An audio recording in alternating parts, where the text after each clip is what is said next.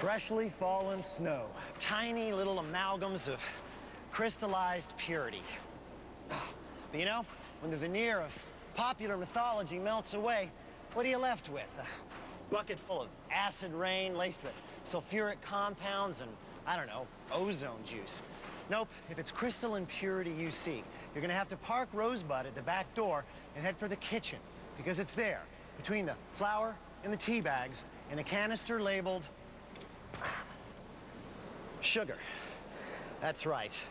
Nature's most effective sweetness delivery device is also one of the most potent and powerful of the players in the kitchen universe.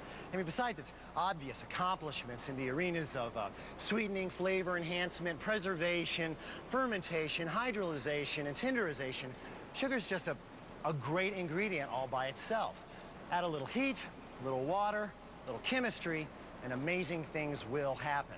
So join us, won't you, as we venture deep into the heart of a little disaccharide that we like to call sucrose. And I don't care what those buster people say.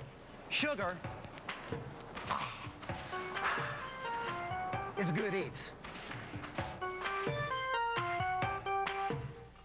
Good eats.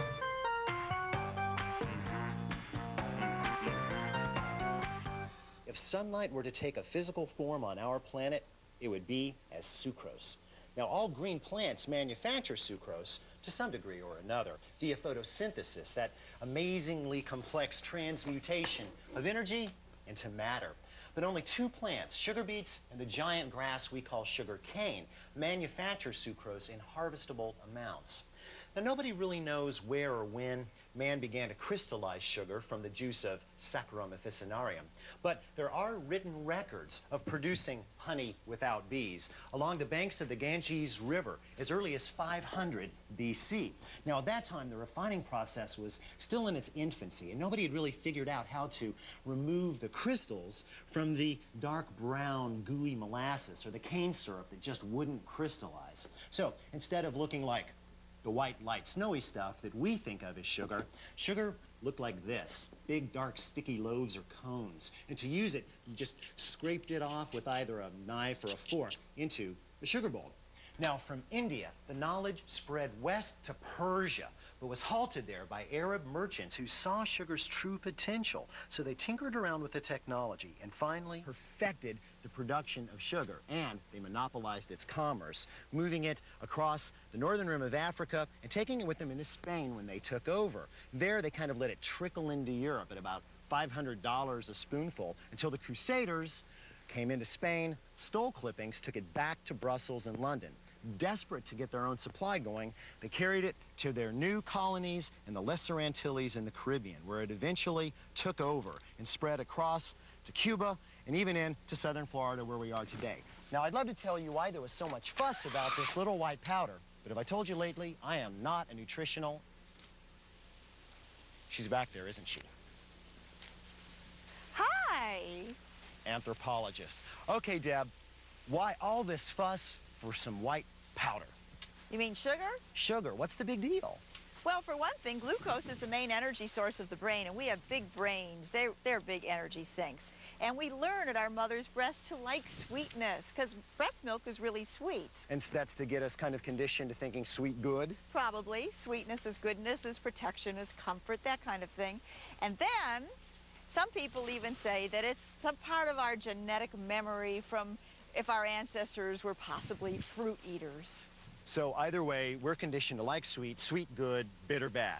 Yeah, but we've gone overboard. Yeah, I'll say so. What exactly are you doing here, by the way? Oh, I'm studying the biocultural response of 20th century Neanderthals to solar radiation. I think she's talking about me. Well, I've got to hack my way out of here, Deb. No time to talk right now. Truth is, she's right. Americans now consume about 80 pounds of sugar apiece a year.